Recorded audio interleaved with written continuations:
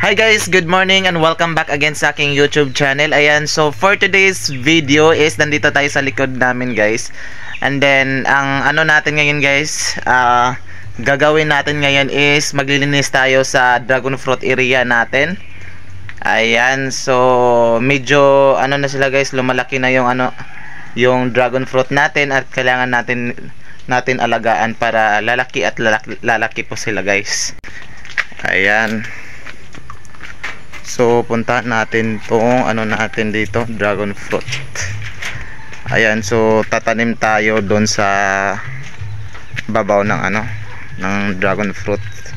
Yan, so meron na akong dito guys na dragon fruits. And then ito is ililipat na lang natin to. Ayan, so malaki na po sila, sisibol na po ito. Tsaka ililipat na lang natin to pag meron tayong hinanda na hukay. Then sa ngayon is lilinisan ko dito, tsaka tatanggalin ko yung mga dito na yung over existing na dragon fruit. Ayan o, sobrang taas, so kailangan natin sila putulin. Ayan, so hindi kasi maganda guys pag sobrang taas yung natin, yung dragon fruit natin, kaya kailangan natin sila i-cut. Ayan, lilinisan. So dito ngayon is malakas ang ulan sa amin ngayon, kaya buti na lang malakas yung ulan.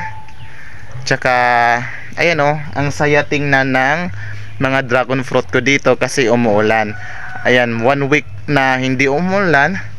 So pag po nangyayari pag 1 week na hindi umuulan, so nagkukulay yellow po yung dragon fruit natin. Ayan, so sa awa ng Diyos at saka umulan ngayon, kaya natin, ayan, natanggal yung bulaklak dito guys. Ayan natanggal ang bulaklak dito kasi masama din kasi sa dragon fruit natin na sobrang init. Ayan, so kailangan po natin siya katamtaman lang po yung init ng dragon fruit, so hindi po masusobraan ng init, kasi yung mga bulaklak po kasi ng mga dragon fruit, ayan, natatanggal po yan pag nasusobraan sa init.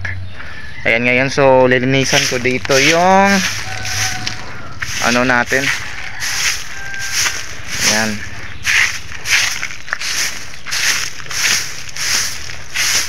Kasi matagal na din kasi na hindi ko to naasikaso dahil sa sobrang busy natin araw-araw. Meron tayong iba't ibang ginawa, kaya yung ibang bagay is hindi natin napagtuunan ng pansin. Ayan, so ngayon so nakaluwag-luwag tayo, so balik tayo na lilinisan natin, tatanggalin natin yung mga existing, yung malalaking sobrang haba na ng mga dragon fruit. Kailangan natin tanggalin para i-replant ulit natin. Ayan, so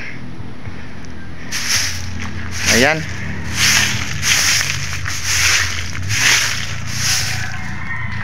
Ayan, so tatapusin ko lang to, gagawa ko ng panibagong video sa natin, mga na-replant natin na dragon fruit sa susunod na video. Ayan, so kung bago ka sa aking YouTube channel, don't forget to like and subscribe and hit the notification bell for more updates.